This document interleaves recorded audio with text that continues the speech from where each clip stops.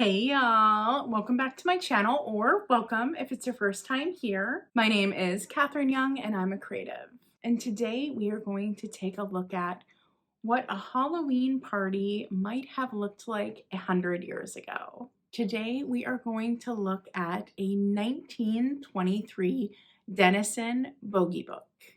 Now I did pick up my copy on eBay. I've never run into one of these in the wild before, and my copy has significant damage. So the cover and the insides are completely split. And because of that, I got a really good deal on this piece. This piece online in good condition can go for sale up to $300. However, you can get print on demand versions of this that are much cheaper. So if you just want to know what's inside these, you can order those print on demand versions for a very affordable price. Today, we are going to go through this. And if you enjoy videos like this, if you enjoy ephemera shares, just know I do have a full playlist of these. So you can take a look back at other old pieces of ephemera. Now, just know I am going to put on gloves to show this ephemera. I do this purely for aesthetic reasons. You don't need gloves to handle vintage and antique ephemera. In fact, it's actually better if you don't. So just wash your hands, wash the areas that they're going to be in. Wearing gloves, you can often kind of not feel if you're going to like tear the ephemera. So just know I'm not wearing these as a protective precaution as much as I'm wearing these for aesthetics. So the Dennison Company put out this boogie book as an advertisement for their crepe paper products. They made crepe paper tablecloths, they made die cuts, they made crepe paper streamers. And back then, this is how people really decorated for Halloween. So this piece was a promotional sale piece just to show you everything you could do with their crepe paper. Okay, let's go through this, shall we? I love the colors on the cover. Now, this is just a black and orange press, I believe, and maybe this is pressed, maybe this isn't the color of the paper, maybe they did do that in a screen print, but I love it. I think it's so cool. I think this is one of the coolest covers the Bogie book ever had, so I'm really excited that I got this. I mean, look at that sweet little owl, the cat, it's just fantastic. And I love that his little hat's flying off. So great. So suggested Halloween price, 10 cents. I love how old Halloween stuff has that apostrophe in it. It makes me so happy. And as I said, my cover is detached. So it's not in perfect condition, as you can see. And over here, it is showing all the different books that Dennison offers throughout the year. And these books, these tips, these craft ideas were really just a way for them to sell their product. So I love here how it says 10 cents for a copy or a set of 6 books, 50 cents. Now, I have seen some of these other ones in person. In fact, I have some of these other ones. But the Halloween and the Christmas ones are really the very highly desirable ones. Now we come over to this first page. Look how beautifully illustrated that is. Isn't that just gorgeous? I wish more books would incorporate a full page illustration around text this way, like they used to. I just love it. You know, and it talks about Dennison's stores, you know, so that's really interesting. I didn't realize they had whole stores, but in here it says stock goods are listed in the price list on the back of the book. They may be purchased as stationers, department stores, many drugstores, and at the 5 Dennison stores. So that sounds like they had 5 stores. I also love up here how it says, before All Hallow Mass of All Saints Day. That's really interesting. I don't know if I've ever heard it worded that way. That's really neat. The hostess who plans a Halloween party has unlimited possibilities for both the character of her entertainment and fitting decorations. Black and orange are usually the predominant colors, while witches, black cats, bats, owls, Bogies and jack-o'-lantern furnish a variety of appropriate decorative motifs. So it's interesting. I wonder if just bogey just means like monster. I'm assuming that's what it means. All right, and this first page, you're kind of seeing some Halloween invites. I really love this split apart. They're showing things that are available. And look how beautiful this room is done up, right? Now, if you notice, they talk about these numbers, like H92 is effective when cut in half, da da da da da. So all the way through this, they're telling you which products they are showing in this book. Same here, you know, H641, H653, they're telling you which pieces these are. I adore all these black cat pieces. Now, I've seen him before. I've seen this die cut. I believe there's also a reproduction of that one available. I love these table pieces. These would be really fun to recreate. But really, I just love the way the rooms look all draped. I think they're fantastic. Gosh, look at that tablecloth, right? With the cat faces. Woof. Really, really neat. Really, really neat. And as we turn the page, it talks about a black cat party. Oh, I'm here for a black cat party. I love that so much. I think that would be the party that I would want to throw. I'm a big cat fan. So yeah, it shows again which items. The black cat party will please little folks and be made just as enjoyable for a grown-up party. All right. Cat games may be used for the whole entertainment, and cats should be used for the decorations for all the rooms. Wow, they're decorating multiple rooms. That's amazing. Now, the Jack Horner pie is made over a cone-shaped foundation, around which is gathered black crepe paper. Wires wrapped with crepe paper from arms, legs, and tails. A cutout, H80, and a bow of orange crepe paper make the pie complete. The fibers are concealed in the body, or they may be placed under the cardboard foundation. Now, this idea of a Jack Horner pie is something we don't do anymore, but I find it really super interesting. There is a video on YouTube where the creator recreates this idea. I will link that below. He recreates it from this very boogie book, in fact. I will link that below, but I just think it's really interesting how in this cat, there would be treats, and you would pull the strings, and it would pull out basically a little treat bag for you. Really, really cool. And then all the way through, it talks about the different pieces you can use, must be pasted or sewn together. It really does kind of take you step by step what you need to create the visuals they have here. And I think it's amazing. It's such a great marketing tool. And I can just imagine myself at this party in 1923. I mean, goodness, look at those owls up there. So cool. I really do love the little faces on this crepe paper tablecloth. I think that's really neat. So I've never seen any of these old Dennison tablecloths in existence anymore. They just didn't survive. It would be really cool to see one of those in person, but I'm sure it would be super expensive.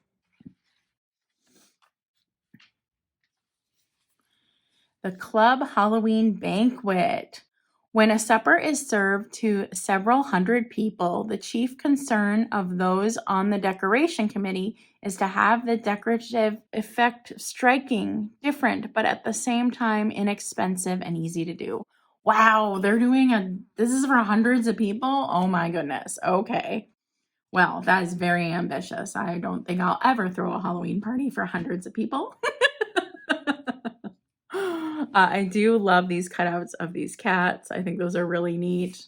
Love this, and I love how they incorporated the corn stalks. That's a very easy thing you could do. Look at that. The Gobolink Gamble. The garage or barn is an ideal place for a Halloween Gobolink party. The Gobolink design crepe paper H839 which forms the theme for the decorations in use as a frieze around the entire room. Imitation jack-o'-lanterns made from decorative crepe H843 and streamers H11 are the only overhead decorations required. So wow, these pieces must go all around the wall. It must be a whole sheet of paper that goes all the way around. So what they're saying is like you don't have to decorate more than just this sheet. That's really amazing. Imagine a giant piece of crepe paper that did that. That's amazing. And then it talks on top should be paper plates and Gobolink napkins. So they had all matching napkins and everything for these. And let's see, the girls select their bags from one place and the boys from another. Each pumpkin may have a huge bow tie under its chin by which supper partners are matched.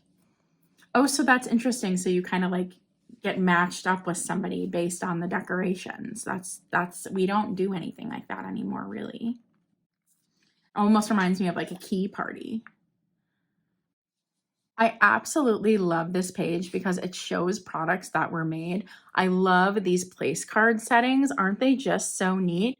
I have seen reproductions of some of these, and I have actually found this scarecrow. I used this scarecrow in a craft once. So it's possible. They're out there. You can find these, but you can also get reproductions. I know on Etsy, a lot of sellers do print on demand pieces, so you can get these images and print them yourself at home to use, but it's really neat to see these. And if you ever see them at an antique store or thrift store somewhere out, you know what era they came from. I love these so much.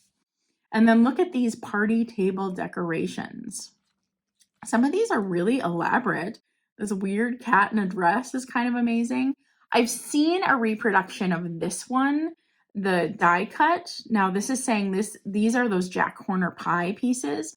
I haven't seen this as a full Jack Horner pie as like that game where you pull out the little bags as it's saying, but I've seen the die cut reproduction of that. So this is kind of neat. This is how you can kind of, if you wanted to try to make your own Jack Horner pie, this kind of can help you with it, and it kind of talks about them a little. That's super interesting. That Jack Horner pie idea is really fun. Now, please beware, a lot of these die cuts have been reproduced. A great way to know if you have an authentic one is to see if it is embossed. Older printed items have a lot of embossing. The modern reproductions, they did not take the expense to do this. And now we have all the costumes you can make out of crepe paper. And yes, these costumes are crepe paper. The orange and black that you're seeing is crepe paper. It is not fabric. So I'm guessing that these people just didn't sit down. This one is highly elaborate, very elaborate. I think this one would be fun to do. I love this little girl with the tutu, all the layers. I think that's super cute. And I actually really like the silhouette of this witch. Look at this guy. The owl guy is really, really funny. I think that's hilarious. I mean, nothing says I'm here to party like a owl on top of your head. Gay costumes are half the fun. Description of these costumes and lists of materials required for each are on page 12. So we're going to turn the page and we're going to see all the different materials required for each costume, and it has the number. It's got the different like fold, H843, decorate the crepe paper. Like it tells you how to do this. To me, this is amazing, amazing marketing. Amazing marketing. Someday I absolutely want to do one of these costumes, and I want to do it out of crepe paper. I think it would be a really cool challenge.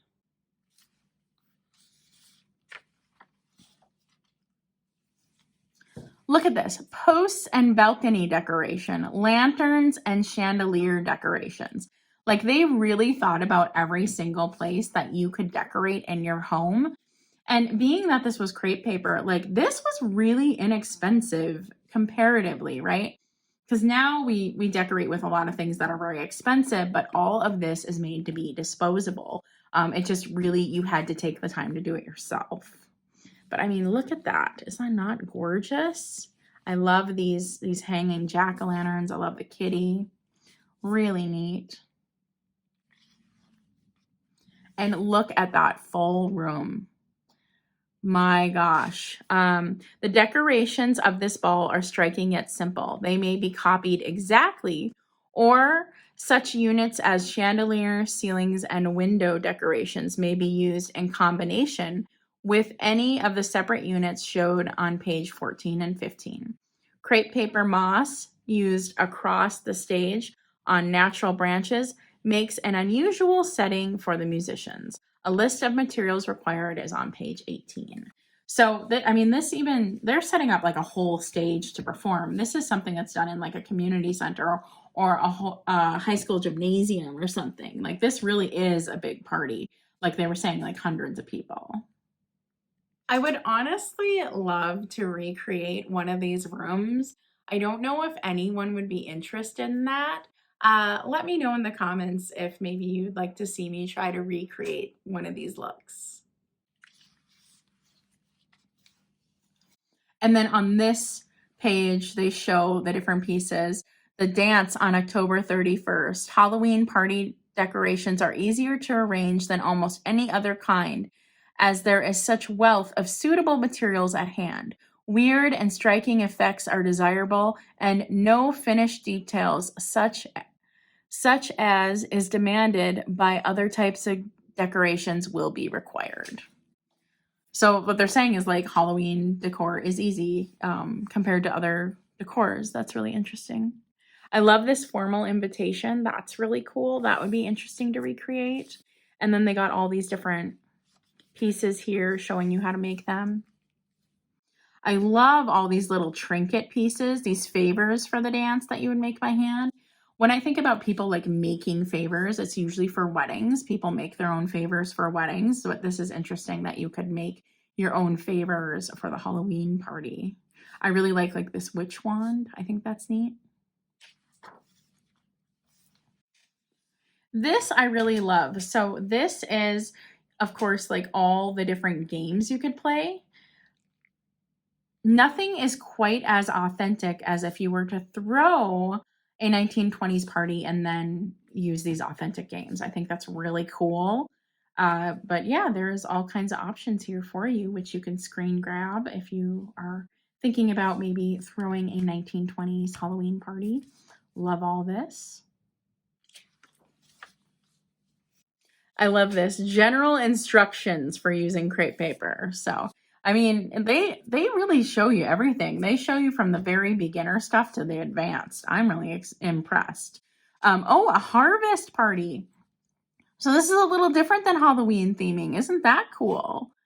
Equally appropriate to a Halloween party is a party between then and Thanksgiving. Oh, so these people are like, Halloween party, harvest party, Thanksgiving. These people are just partying it up. They need all the decorations for all the things.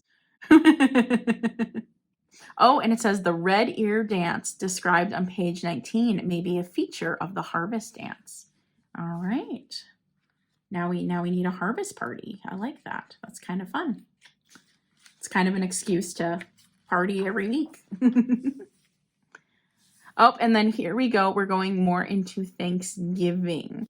But again, look, that's that Jack Horner pie. Oh, look at this. So a paper doll, a Kewpie, or a lollipop may be the foundation. Oh, so they were using Kewpies to make that. That's cool. You can definitely tell that, you know, Kewpies were definitely popular during this time that they're referenced here. I love this big turkey. That's pretty fun. Look at how they did the wire framing and then built it. So here is some more seasonable table decorations. Again, this is one of those Jack Horner pies. The pumpkin home is made over a wire frame.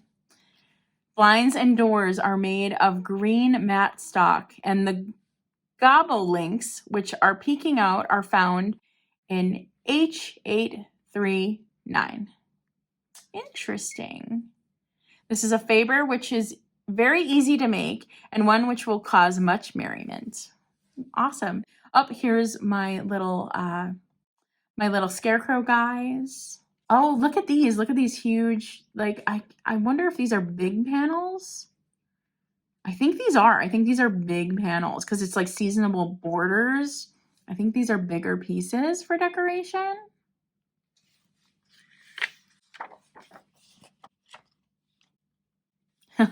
Look at these hats. Fantastic, right? Like, what is that? That's a little bit of a nightmare fuel right there. Crepe paper festoons, miniature festoons. This is pretty cool. Oh, look at Dennison napkins. Now, I have seen some Dennison Halloween napkins in the wild still, but this shows what was available at that time. And then here at the end, it looks like there's just some more items. It's showing you more different die cuts. Oh, look, cupcake picks. Look at these old picks. Really neat. There's my little scarecrow again. These are really fun. Ugh. I love these invitations, especially these 2-panel ones that open up. Those are really neat. And now we are here at the end, and this is the last page, and it shows the Gala book, the Christmas book, the Bogie book. So the Christmas one is very, very highly sought after, of course, but the Halloween are the ones that are most highly sought after. Oh, okay. So look, remember I said there was 5 stores. It says Boston, Chicago, New York, London, and Philadelphia. So that's pretty cool. And then this is the back page of the book. And look, it's cute little boys and they're trying to scare this girl and her cat. How wonderful is that? I absolutely love this book so much. And that is it, y'all. I hope you got a glimpse of what it was like to decorate your home for Halloween 100 years ago. I love antique ephemera so much. It's just one of my absolute favorite vintage things to purchase. I am a graphic designer in my full-time career, and I think being a graphic designer, that is one reason why I appreciate these pieces so much, is because I know they weren't made to last. And so the fact that they're here and just seeing the everyday life of people back then through these pieces is just so important. So if you like spooky vintage content like this, please subscribe and don't forget to ring that bell because you'll be the first to know when I next upload. And stay creative, y'all, and happy Halloween.